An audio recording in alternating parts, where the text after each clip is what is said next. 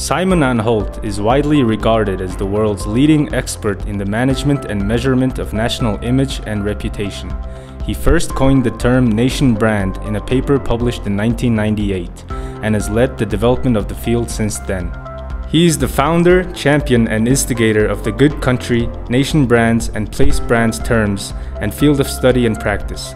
And during the last 15 years, he has advised the governments of 54 countries, cities, and regions on their image strategies, often at the level of head of state and head of government. He has published 5 books on the subject which are widely taught as standard texts in schools and universities worldwide and have been translated into 15 languages. He has also published many hundreds of articles, essays, academic papers, interviews, and chapters in other books on the same topic. Anholt's approach has always been based on the principle of deeds, not words, and much of his research work over the last 20 years has focused on identifying the measurable drivers of national image, as distinct from the application of commercial product marketing techniques onto the nation-state, which has become widespread in recent years. So what is Mongolia's grand strategy for its brand strategy? За, сайн байцгаана уу эрхэм үзэгчдээ, манай өнөөдрийн тусгай дугаар маань эхэлж байна. Тэгээ энэ удаагийн дугаард бид нэр Simon Anholt гэдэг энэ брэнд identity-ийн чиглэлийн дэлхийн алдартай мэргэжилтний бууд авчираад сонирхолтой ярилцлагыг өнүүлгэж байна. Ингээ би ихний асуултаа эхлэе. Thank you very much for accepting our invitation. Welcome to Mongolia. Thank you.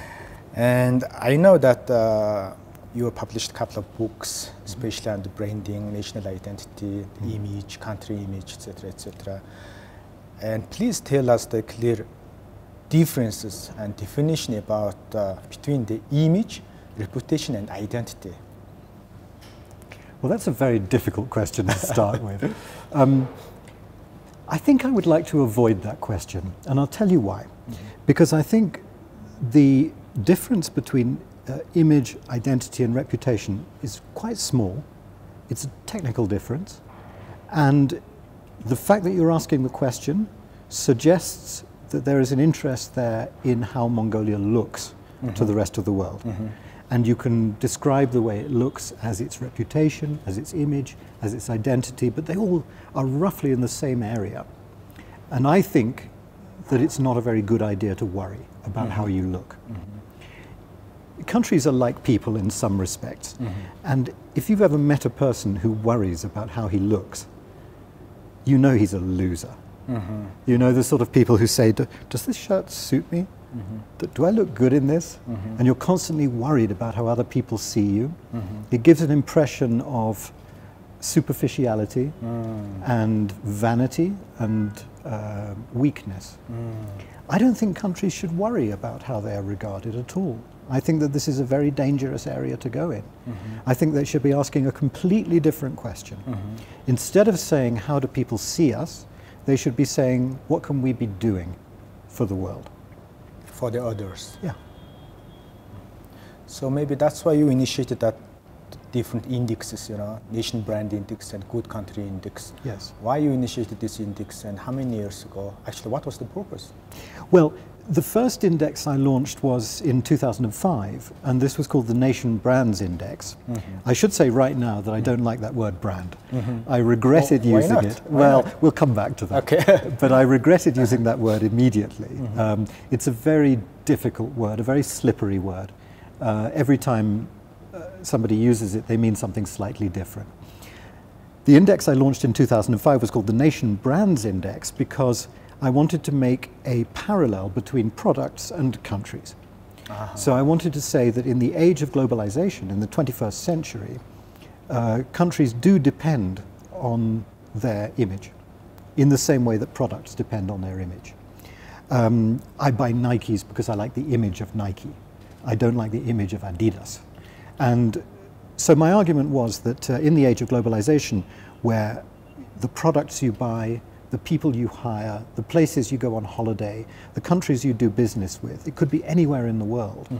And so the image, the reputation, the perceptions you have of that country become very, very important. So in 2005, I thought it would be good to try to measure these. The Nation Brands Index is very simple. It's a very large opinion poll. So together with my research partners, GfK, We interview 1,000 people in each of 25 to 38 countries every year. Oh. And we ask them 50 or more questions about 50 countries and 50 cities. So the Nation Brands Index is just a map of international perceptions of other countries in great detail. And I've been doing that ever since 2005. But more recently, in 2014, I wanted to start measuring something else, which seemed to me to be much more important. I wanted to measure in reality, not in perception, what does each country actually contribute to humanity and to the planet. That's called the and that's the Good Country Index. So the idea of that is it's a different sort of index because it's measuring reality. We use data from the United Nations and other international agencies, and we compile it together to try to create a sort of balance sheet for all the countries in the world. Say, how much are you doing for the whole of humanity and the whole of the planet outside your borders? And so I can look at the results for Mongolia or France or Greenland in the Good Country Index, and I can say, should I feel glad that these countries exist? Are they doing good for the planet? Are they doing good for humanity? Because it seems to me that's a much more interesting question. So those are the two indexes. I see. And nowadays we know all people talk about this is era of the globalization. Yes. But the problem is that some of the few countries actually they are completely opposite of this moment, and Yes. Even there is a rise of the nationalism. And Yes. how do you see this this world actually, and especially the developing countries like Mongolia? So we have also ups and downs, and Yes. which one is actually the good solution? Should we be part of this flat and fast world, or should we preserve ourselves? I think the answer has to be both. I don't think that it's an option for any country to separate itself from the international system. Even America, with its enormous population, its enormous economy, its enormous land area, cannot survive on its own, because the modern world is so interconnected and so interdependent. This is suicide for any country. Unilateralism is simply not possible in the modern world. That doesn't mean, however, that countries need to lose their identity, nor does it mean that their citizens have to lose any sense of patriotism. It's possible to love your country without being a nationalist. There are different varieties of nationalism. There's a kind of belligerent nationalism which says we're better than everybody else, we're superior. This is a pathology, just like any other kind of pathology. It's like fundamentalist religion, the kind that says our religion is superior to others, and therefore it's our duty to impose our religion. It's a very similar sort of thing. And it's wrong, and it's bad, and it's dangerous. It's sort of not accepting each other, huh? And competing, feeling superior. That's the word, On the other hand, it is perfectly possible to love your country, but to also love humanity. To love your own country's territory, but also to love the planet, and to try to harmonize the two. So you're right that there is a rising tide of nationalism at the moment, but there have always been people who look at the world in different ways. It's always been the case that people, when they feel threatened, when they feel insecure, especially economically, when people start thinking that maybe their children will not have as good a life as they had, then it's quite natural for people to start turning inwards and backwards. So they start thinking, the only people I can trust are the people who are just like me, and the only hope is in the past. Because in the past, things were okay. In the future, I don't think they're going to be uncertain. The uncertainty feels like a negative thing. And it's very understandable why people feel like that. But when they're in that mood, it does make them very vulnerable to a particular kind of populist, nativist politician who will take political advantage from that insecurity and will blame foreigners for all the problems, or will blame globalization, or will blame a minority, or blame another religion, and will feed on people's fears and their anxieties. And this is very dishonest and very damaging. At the moment, because there's so much insecurity around, a lot of politicians are doing that. But I don't think that the situation is entirely new. It's just that in the age of globalization, because, as I said before, everything is so strongly connected, these things become viruses, and they spread quickly from one country to another. That's new. That's never happened before. But I honestly do believe that this kind of inward-looking nationalism, this tribalism, is suicide for humanity. Because in the 21st century, we're facing, all of us, these gigantic global problems like climate change and mass migration, terrorism, disease, insecurity, pandemics, narco-trafficking, small arms proliferation, nuclear proliferation. There are dozens and dozens of these global challenges. And no single country can solve any of them because they're too big and they're too interconnected. And so it's obvious that humanity will only survive if we learn to cooperate and collaborate much more than we do at the moment. And nationalism is the direct opposite of that. It's saying, I don't care what's going on there, it's not my problem. But this is insane, because we all live on planet Earth. You can't say, I don't care what happens on planet Earth. It's your planet too.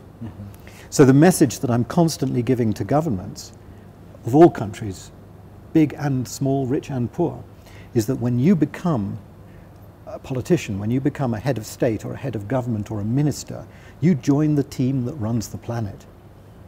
And you have to remember that responsibility. You're not just responsible for your own people and your own slice of territory. Today you are responsible for every man, woman, child and animal on the planet, and for every square inch of the Earth's surface. But Trump is saying America first. I wasn't as shocked or horrified by America first as a lot of people were. It seems to me to be a statement of the very obvious. If you're elected to be the head of state of America or any other country, of course your job is to put your country first. That's why you're elected. To collect their votes. It's an obvious thing to say. Many presidents before Trump have used that same phrase, America first, America first. Of course you put your own country first, otherwise you wouldn't have been elected. But what is so depressing and so unimaginative about Trump's approach is that for him America first seems to mean that everybody else comes last. And this is what's so depressing about his approach. I'd love to discuss this with him, because you see, my view is that America can come first, but so can everybody else. And at its best, America has been remarkably successful at various points in history of proving that it can do that trick. It can do the right thing for its own people, and it can do the right thing for very many other people as well. Oh, it hasn't done it consistently, it hasn't done it regularly, but occasionally it's managed to do that in the past. Right now it's going the other direction, but it won't be forever. The Brexit is pretty similar cases, yeah? Brexit is in some ways quite similar. Britain left the European Union. Yes, it's a huge shock. I thought that British people is well educated, very rational, but what happened actually? Well, you've got to bear in mind that this was not 100% of the British people who voted for Brexit. This was very slightly more than half of the people who actually bothered to vote, and quite a lot of the people who should know better didn't bother to vote. This is always the problem with our democratic systems, which badly need updating and replacing. But I think a great many of the people who voted to leave the European Union did so for very rational reasons. I don't think they were bad or stupid. I think the reason they did it was because they felt very badly betrayed by the political class, and you can understand that.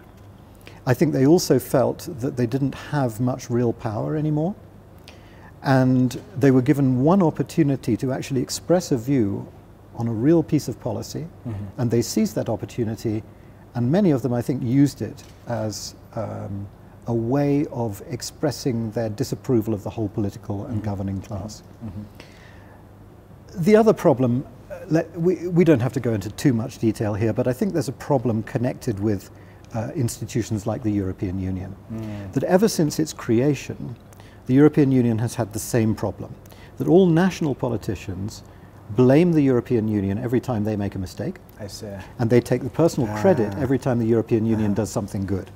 And so we in Britain are no different from any other country in Europe. For 40 years, our politicians on the left, on the right, in the centre, have been telling us bad stories about the EU, and have been blaming the EU every time they screw up. And so one day after 40 years, one of those politicians turns to us and says, oh, the European Union is the best thing ever, and you should vote for it. People are going to say, like hell I will. For 40 years, you've been telling me it interferes in our politics and in our society. Mm-hmm. So I think the politicians have only got themselves to blame. Mm-hmm. But anyway, what's done is done. I'm personally very, very sad about it. Personally, I feel that my European identity is a very fundamental part of my identity.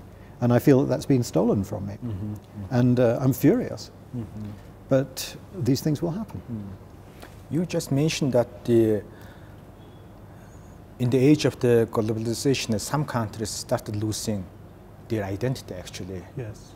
Then how can we balance past with the future? We should balance it, yeah? Yes. For example, in Mongolia's case, so we have also a very complex situation. So we are traditionally relied on this nomadic herders, and we have now as the mining is booming. So we used to have that the traditional script from top to bottom. Now we use the Cyrillic letters, and things are changing. Yeah. Some of them is improving our daily lives. Yes, for sure. But some people strongly argue that we should keep 100% the old traditions, nomadic lifestyle, etc., etc. But all the young people, all they are moving to the city. Yes. You can't blame it. And yes.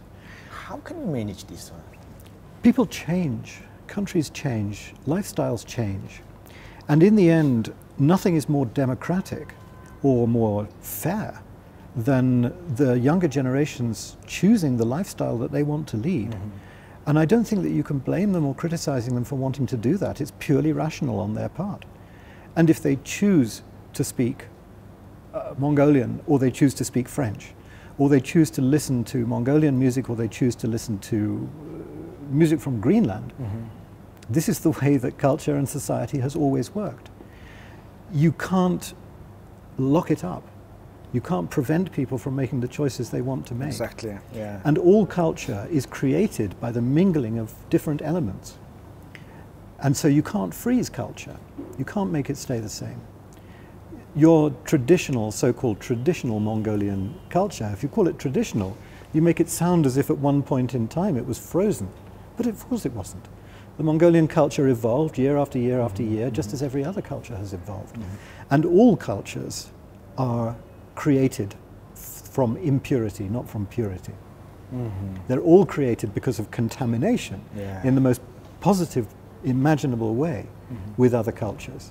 And Mongolia is perhaps one of the best examples of this.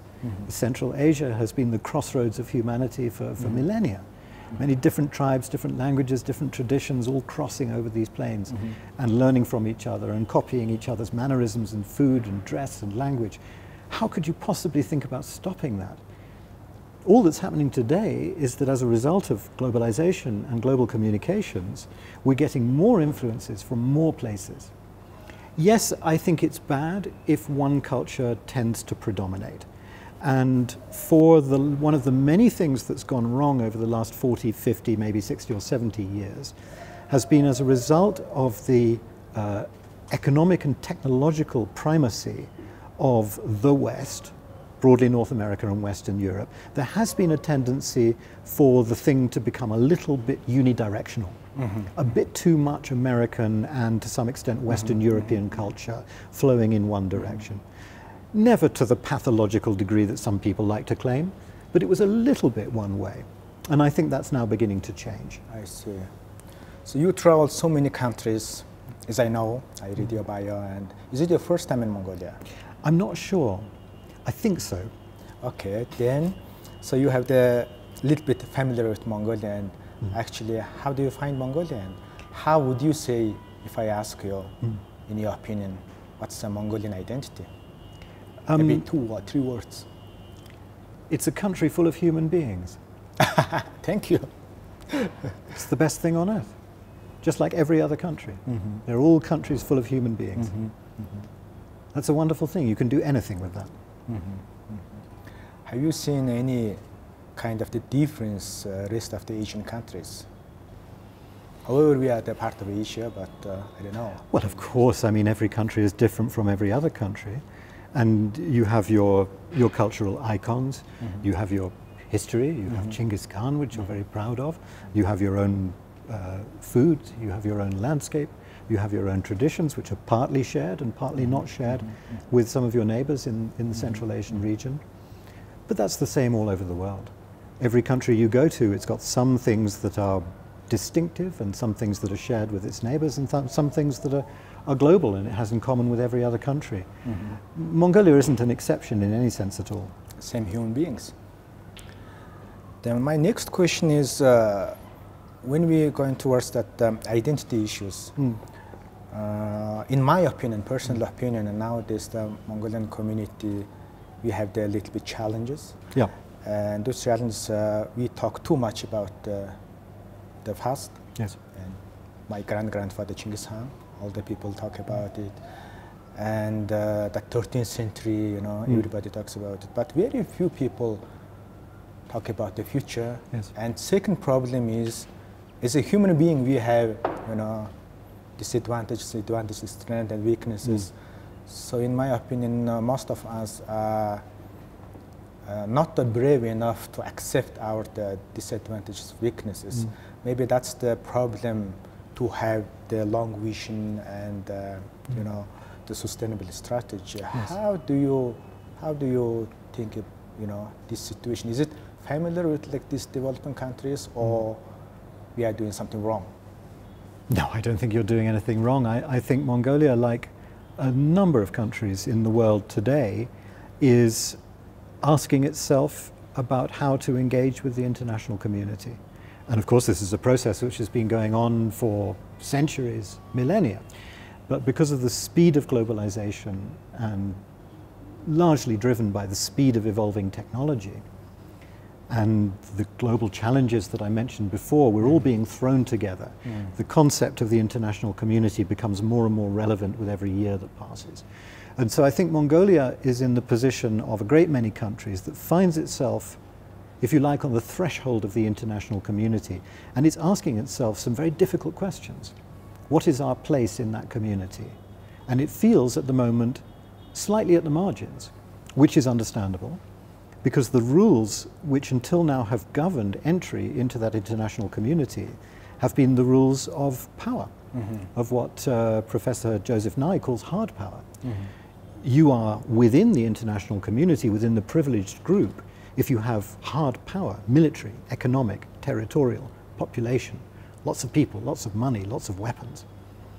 The wonderful thing about being alive in 2018 is that that rule book of hard power has been completely torn up and thrown away.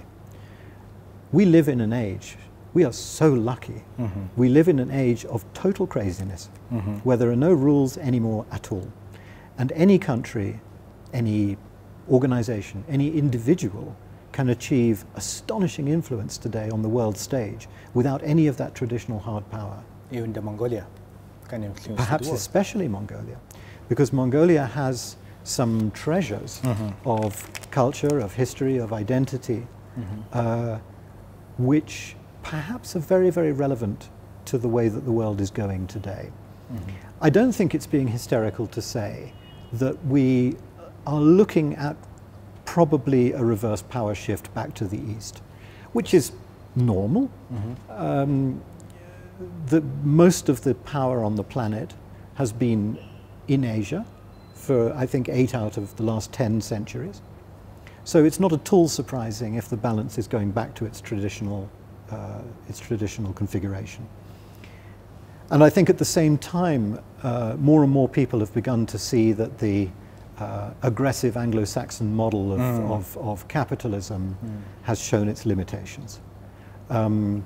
Competition between nations is all very well, but when competition becomes the only altar at which you worship, and cooperation and collaboration get sidelined, then it becomes pathological. And I think we've reached a stage where the dominant economic and political culture of the age has become somewhat pathological. But into that vacuum, and America is now eating itself, thanks to its new president, and it's racing towards a decline which was probably inevitable anyway. It's still going to take a good few decades, but it is going in that direction. Because as we were saying right at the beginning, this extreme inward-looking nationalism is suicide. It can't work, or it can only work for a very short time. And today, it seems to me the best sense is coming from Xi Jinping, not from Donald Trump. Talking about these very traditional Asian values of cooperation, of collaboration, of harmony, of harmonious growth, of harmonizing your domestic responsibilities with your international responsibilities. Countries recognizing that yes, they have a duty to their own people and their own territory, but they also have a duty to all of humanity and all of the planet. And I think it's very, very clear, almost ludicrously clear, that on the one side you have President Trump building his walls, and on the other hand you have China building Belt and Road. One is about dividing and the other one is about uniting. And that's the way I think things are going. And Mongolia comes from that tradition, and therefore I think that there's a role for Mongolia to play in the community of nations, perhaps a very important one. Thank you. That's a very interesting perspective. And last night I skimmed one of your book, and you mentioned on that book precisely that there is no such a thing, for example, like national branding. It's a myth. So I didn't really understand it. What do you mean? Please be very straightforward. Oh, of course. I coined this term, nation brand, back in the 1990s. 1990s, okay. Nearly 30 years. Yeah. Okay. Please note, I didn't say nation branding. I said nation brand. Well, what's the difference without ing? 3 letters. Yes. Very important. Yeah. Nation brand was just an observation. The observation I was making was that countries have images, and those images in the age of globalization are very important to their progress and their prosperity.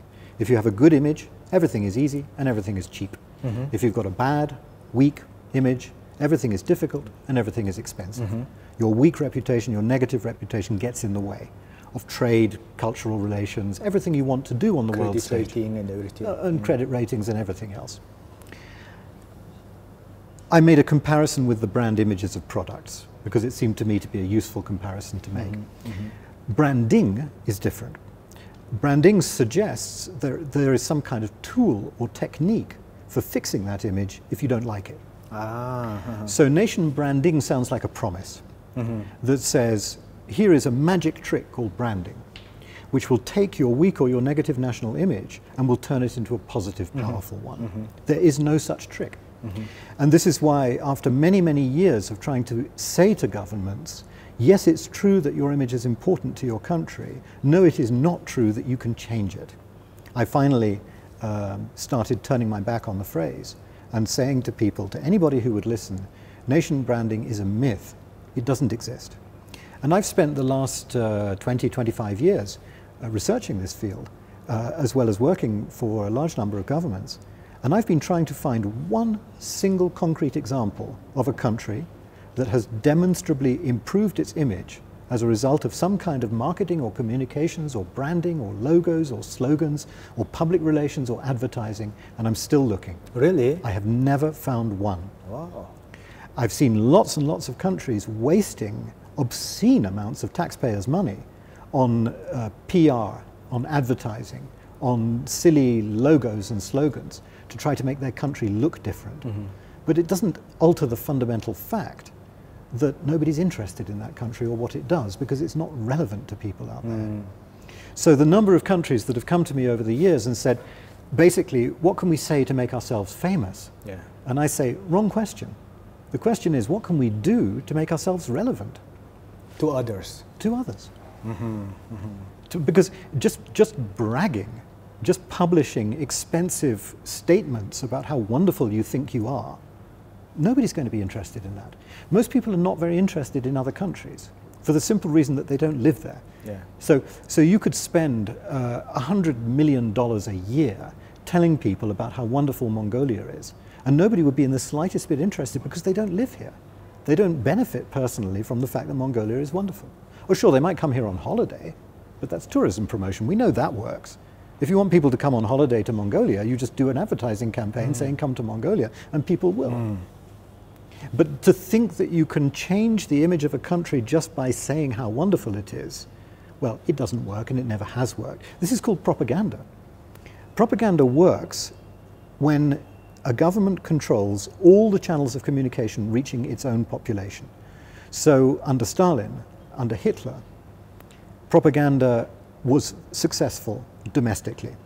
It is successful under Kim Jong-un today because they control all the channels of information. And eventually, people will stop thinking about the alternative stories because there's only one. And they will believe that one story. But it's never been possible to do that internationally.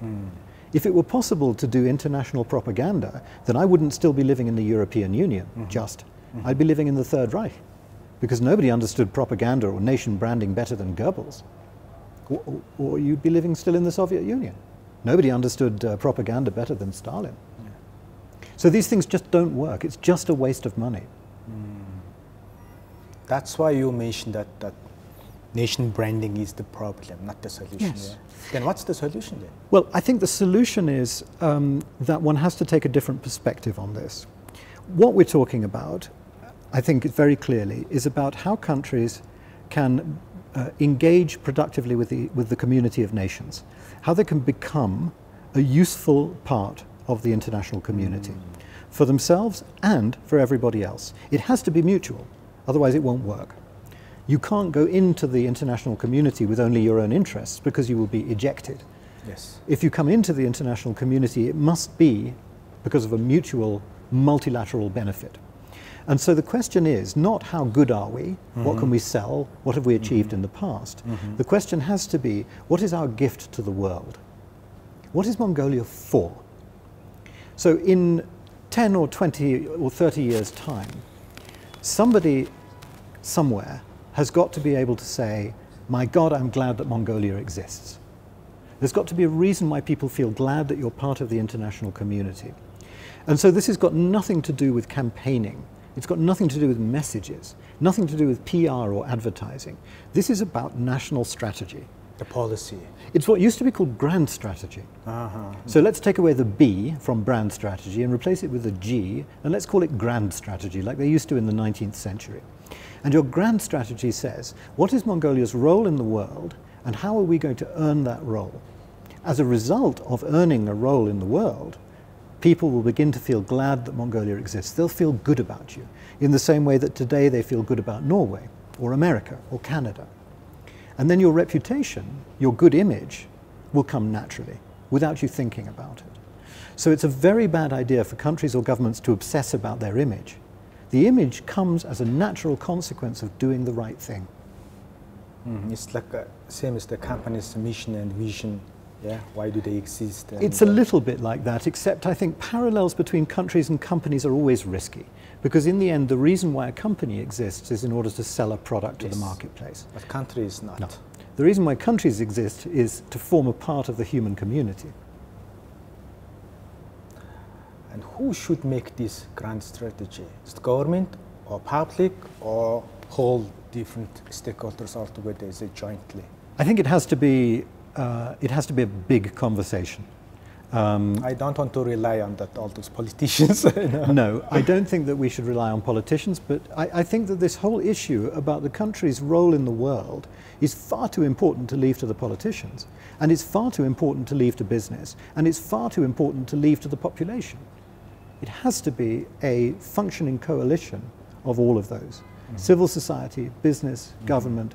It has to be in the purest sense of the word democratic, because this is everybody's country. Everybody who lives here or works here, they have a stake in this country. And so the long-term engagement of the country in the world is partly their choice. That's not easy. I see. So we touched many interesting topics and angles, and you worked and cooperated more than 50 different countries, especially this nation branding and identity things. And is it possible to share with us the best and the worst cases? Well, in one sense, they've all been best. I mean, I'm a lucky man. I don't think anybody's ever had quite such a great job as I have. To have had the privilege and the pleasure of working with the presidents and prime ministers and monarchs of more than 50 countries. Wow. Talking intimately and often privately with them about their hopes and fears for the future of their country and its role in the world. This is a great experience. And I honestly don't think anybody's ever done that before. So on the one hand, it's been a hugely enjoyable 25 years. And my terrible secret is that I've learned more than they have.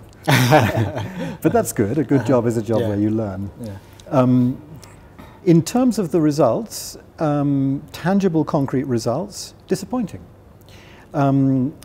Because although the advice I give countries is, I think, today more mature than it was 20 years ago, I hope so anyway, still the number of countries that have actually changed the way they make policies is still very small.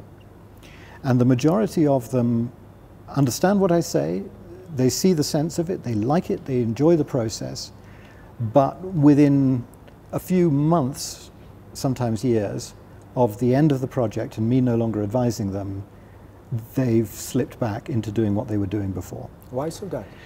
I think it's the force of gravity. I think political systems tend to be, for very good reasons, quite conservative. But there's a danger in that. I think a lot of politicians, and I do on the whole admire politicians very much. These days it's very fashionable to say that politicians are all corrupt, they're all crooks, they're all idiots, they're all villains. That has not been my experience.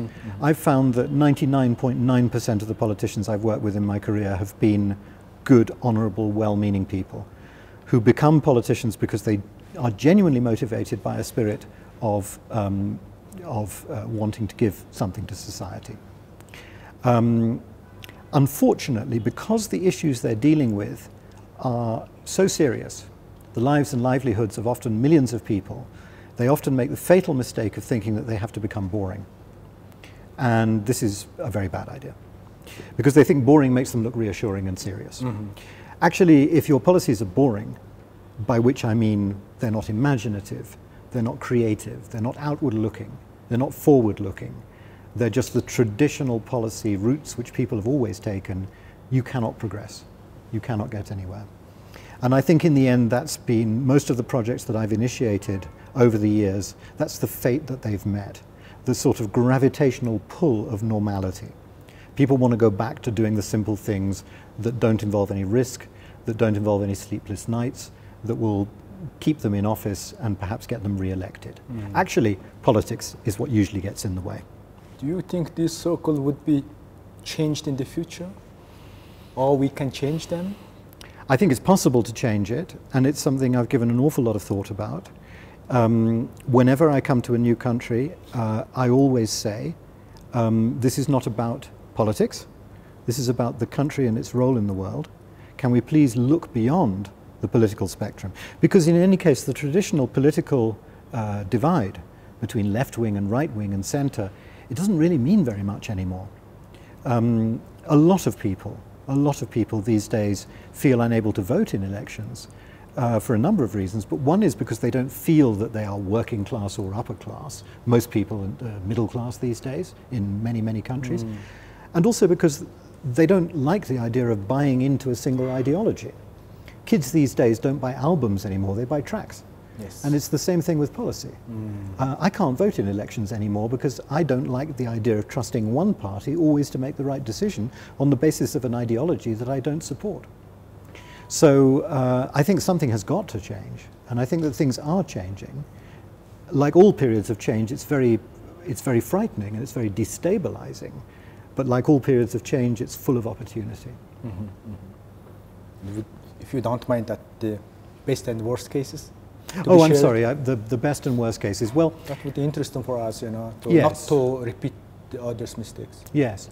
Well, I think that South Korea and Chile, and to some extent New Zealand, have all demonstrated that if you start behaving in a new way, people are prepared to look at you in a new way. So South Korea, the Nation Brands Index shows that its image has been steadily improving over the last few years. And I think it's a number of factors, but primarily it's because of the way that South Korea has started to behave as a principled and engaged member in the international community. It's giving more aid, it's behaving more like the developed country it is. Again, the contribution to the world, eh? it's giving more of a contribution to the world, and it's not simply in terms of economic development. It's also in culture. I mean, even at the level of Gangnam Style, that's giving something to the world that the world likes. Korean cuisine, heavily promoted by the Korean government, but it's a cuisine that many people in many countries weren't familiar with, and you can love it. And Korea has also been playing a much more active role in the negotiations with the North and with the other power players. In the past, it was perhaps a little bit passive and left the big boys to do the organizing. And so one way or another, and of course the huge consumer brands coming from Korea, like Samsung, are very important ambassadors for the image of the country. And so it's a very, very large and complex mix of factors, but primarily it's about the way the country is behaving. Compared to the way it behaved in the past. And I suppose at the other end of the scale, the country that's doing exactly the wrong things, well, we've already mentioned it, it's the United States. Because the principle of building walls, of starting trade wars, of pursuing an unnecessarily belligerent economic policy, America first, as all of my research shows, this is exactly what people don't like about other countries. And as I said earlier, America in the past has been loved. It's almost always been at the top of the Nation Brands Index, the most admired country on earth for all its faults, just because people felt that this is a country that contributes hugely to the international community. Now it's doing exactly the opposite. It's basically putting up one finger at the rest of the world, or that's the perception. And so it is very rapidly destroying its good image. And it's going to take a while, because the great thing about an image is that it's very hard to build and it's very hard to destroy. It will take many years. But eventually, if it continues in this way, if we have another 4 years of Trump and Trump doesn't change, perhaps if there's another similar president and this kind of exceptionalist approach starts to become the norm, over the years and over the decades, America will find that it is extremely hard for it to trade. And by trade, I mean every kind of trade. Social, cultural, political, economic, diplomatic. People won't want to do business with America. So this is the way that you would be behaving if you wanted to damage your image. When we talk about behavior, individual behavior and country's behavior, I think the leadership is very, very important. Oh yes. On each of these decision-making processes. Maybe wrong leadership is another question mark. And lack of leadership is even the bigger question mark. And how do you see the global leadership perspective? At the moment, there is a vacuum of leadership in the international space. A few years ago, it doesn't seem very long ago, there were a number of statesmen and stateswomen around who felt a bit like leaders. There was Nelson Mandela, there was Lula da Silva, there was Tony Blair. Not everybody likes Tony Blair, but he felt like somebody who cared about international issues. There is almost nobody like that on the world stage at the moment. And people have stopped, I think, even believing that retired pop stars like Bono can be any kind of substitute for that leadership. So in a sense, it's a very sad picture at the moment in the world, because we've got a lot of negative stuff coming from America, from Britain, and from other parts of Europe. Perhaps the only real leadership, as I mentioned before, seems to be coming from China at the moment. But because of the anti-Chinese sentiment, the anti-Chinese propaganda indeed, which there is in many parts of the West, very few people are prepared to believe in the sincerity of what China is promoting. And so it's a funny moment in history. I see it as being the most exciting moment in history for many, many, many generations. For the simple reason that if you see the community of nations as being like a jigsaw puzzle, this is a moment when some kid has thrown the jigsaw puzzle up in the air, and not all of the pieces have landed yet. And they could land in any possible configuration. As I said before, the traditional rule book about which countries are powerful and which countries are important and which players shape the world, that rule book has been torn up. And so this is why it's exciting to be a startup nation like Mongolia. My advice to Mongolia, for what it's worth, is not to agonize too much over Genghis Khan, and not to worry too much about whether he's universally recognized as much or more or less than he ought to be. Because in the end, this isn't about the past. Exactly. This is about the future.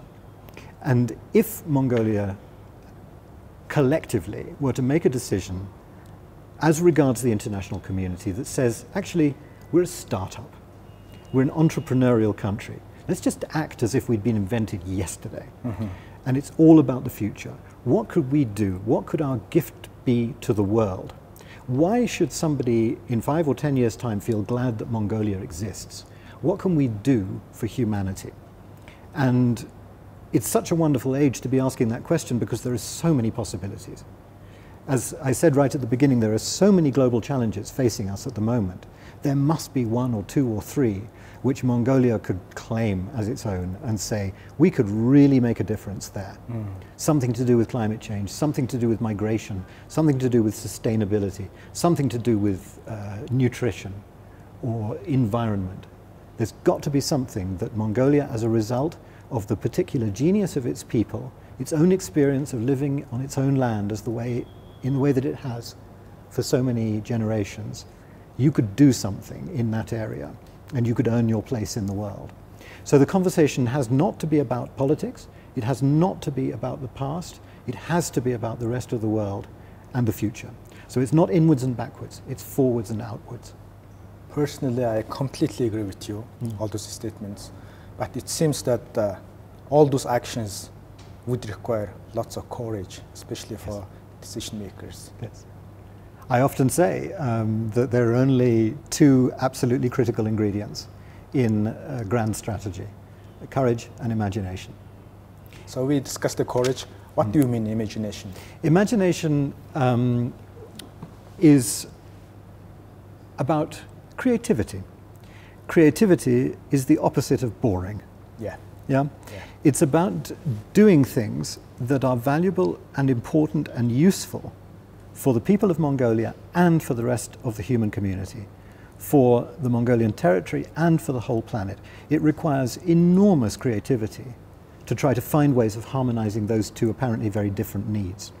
And the things that you do now and in the future regularly have to be so unusual, so unprecedented, so imaginative, so brave that they don't need to be promoted. That people, we're lucky, we live in the age of social media. Anybody who's spending money on marketing is living in the wrong century. Social media is there to promote what you do for free in a way that old-fashioned marketing never could. What the social media wants, and that's the people who use the social media, what they want is amazing stories to tell each other. So if Mongolia starts doing amazing things that tell a story about the kind of country that it is, and the kind of country that it wants to be, and the kind of international community that it wants to be part of, the social media will do your marketing for you. You won't have to spend 1 cent of taxpayers' money on promoting what you're doing. It will promote itself. So that's imagination. But a word about courage, because courage is very important. Mongolia is a very, very small country with a very small economy and a very small population. The world is very big and very busy and very noisy. Last time I checked, there were around 200 other countries that, in effect, you are competing with for the attention and respect of the world's population. It would be a really bad mistake to underestimate how incredibly severe that competition is. For Mongolia to be noticed, you would have to do things that are different from what any country has ever done before. Really brave, really courageous, really daring things regularly, every few months. It's the only way that you are ever going to get the world to pay attention to you. It can be anything. It doesn't have to be economic factor. It can be in any sector, but everything you do has to be A, in some ways useful to people outside Mongolia as well as people inside Mongolia. Otherwise it's just a publicity stunt. You know, you have to be doing some good. You have to be benefiting people. Otherwise, why would they care? So we're not interested in doing PR stunts here. What we're interested in doing is imaginative ways of solving problems, of helping the world, making the world a better place for people here and people everywhere. So that's the first thing. The things you do have to be good things. Secondly, they have to, all of them, in some way be connected to your grand strategy. So if one day you're doing something for the environment and the next day you're doing something for nutrition and the next day you're doing something for human slavery, it's going to be very difficult for people to understand who you are and what you're trying to do. It will take much longer for them to understand. So there has to be an underlying strategy that all of these actions ultimately descend from. And then it has to be regular. This is where most countries fail. Most countries have been able to prove to me that they're capable of doing one or two or three really striking, creative things. They'll do a gesture, they'll perform some kind of initiative or some kind of project, which in itself may be very good and very valuable and very praiseworthy, but then they stop. And of course people forget. And in about 5 minutes, people have forgotten that you ever did it. And the difficult thing for a country is to understand that this process of earning your reputation in the international community is not a sprint, it's a relay race. And government and civil society and business have to configure themselves as if they were running a relay race. So the moment your first initiative has been completed, you're ready to hand over the baton to another team in another sector to do the next thing. So I, sitting in London, on the internet or reading a newspaper, almost every month I'll be hearing about something extraordinary that Mongolia has done for the world that I live in, not on its own, in collaboration with other countries. You're not alone. It's really, really important to remember this. When people say to me, yes, but Mongolia, we don't have the resources, we don't have the capability, we can't fix climate change, it's too big, we're too small, they're missing the point. That's exactly what we think right now. But the point is you can't do any of these things on your own. Even America can't do these things on its own. Even China can't do these things on its own. But what you can do is you can work together with other countries, other bodies, other individuals, pop groups, football teams. Even with the Chinese. Especially with the Chinese, to do things together, because there isn't enough collaboration between countries these days. And if we just leave it to the United Nations to force countries to collaborate, it's never going to be any more than it is at the moment. But you as a sovereign state can create these alliances and allegiances and friendships, random combinations of countries, take on responsibilities voluntarily and multilaterally, work together with other countries to do these things, and you'll all benefit. When we talk all those topics, and it's very rational, and almost, in my opinion, everybody should understand this rationality and the concept. But why the populism is rising all around the globe? It should be opposite, yeah? And it will be the opposite. Or we have the two parallel worlds already? It's always been a parallel world. There have always been people who, as I said before, find their comfort and their security in looking inwards and backwards. And that's fine. That's entirely legitimate. Not everybody has to want to hug a migrant every day of the week. It doesn't require everybody on earth to be internationally minded for the world to work better. It doesn't even necessarily require a majority. What it does require is that the voices of the nationalist, populist politicians don't become the dominant voice internationally. As long as they are still the minority, and as long as there are credible alternatives. The problem that we've got at the moment is not the fact that there are populist politicians. There have always been populist politicians. There's nothing wrong with populism. Politics is a populist business. And there's nothing even necessarily wrong with nativism, except that they don't tend to make very effective governments. But, you know, one can understand why they rise and fall. And in a way it's good, because once people have had experience of a nativist government, for a couple of generations they don't want to go back there because it's not fun and it doesn't work very well. The problem at the moment is that there is no very coherent opposition to nationalism. And it's caught the political classes by surprise, because they're still thinking in terms of left versus right. They're not thinking in terms of nationalist versus globalist, because they don't see the connection between that and their own jobs. And so when you get an essentially nationalist creed like Brexit coming along, who is the opposition? In the United Kingdom, both the left wing and the right wing are pro-Brexit, and they're also anti-Brexit. So we're in a mess. And what we need is we need a much more credible doctrine which is in favor of a new approach to globalization. I think that over the last 40 or 50 years, we collectively have allowed globalization to go very badly wrong. I think we've allowed it to be very unbalanced, very unfair, very uncontrolled, and frankly very immoral. Too many corporations driving too many politicians, and too much greed, and in many senses too little regulation. I think the time has come in human history where we need to reset globalization, we need to start again, and there needs to be a big, serious global discussion about how we're going to frame globalization in the future. What I don't believe is that we can stop globalization or that it would be a good thing to try. We can't stop it because globalization is an instinct of human nature.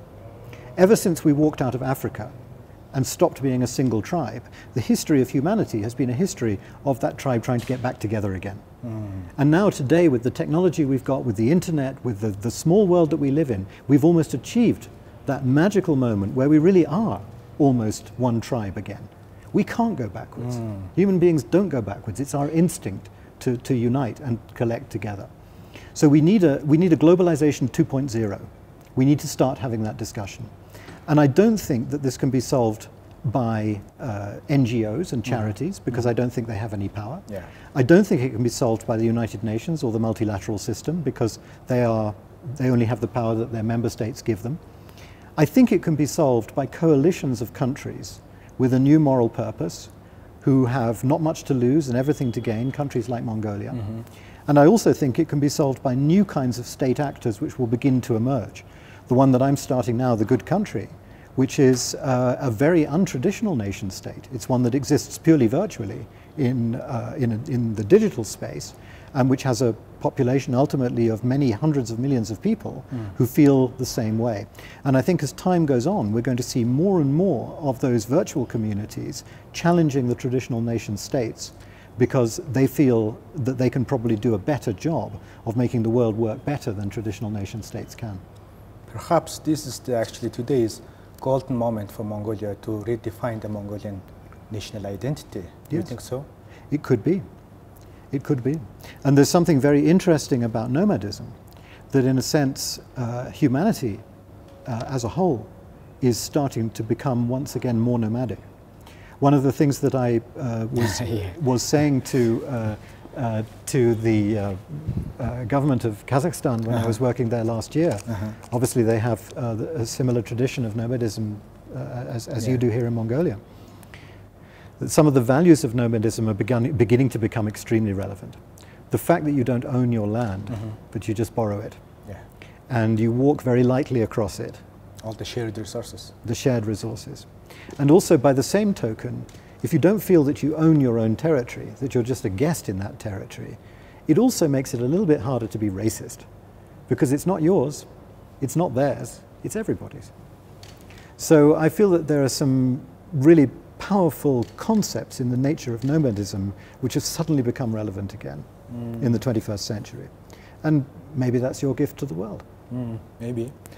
Fantastic discussion we had. I really appreciate all your valuable recommendations and points.